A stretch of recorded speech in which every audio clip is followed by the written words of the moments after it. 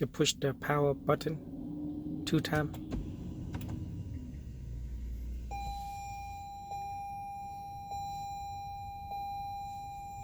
And push the OBO trip button into say trip A.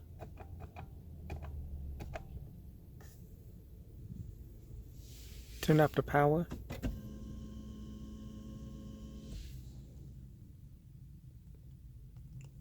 And hold down the trip button. And push the button 2 times again, the power button.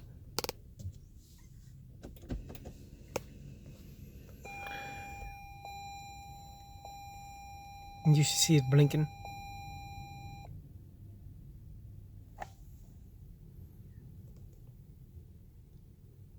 And also this is no way. So the other way is like when the car's off and the power's off, you push the power 2 times.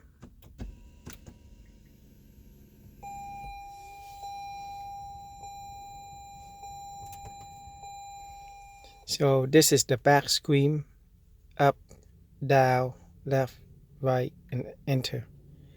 So right now, the screen we see right now is, it's nothing. You push the back button until you get to this screen. You push to the left or right, doesn't matter. You go to setting, right there. Push enter. You go down.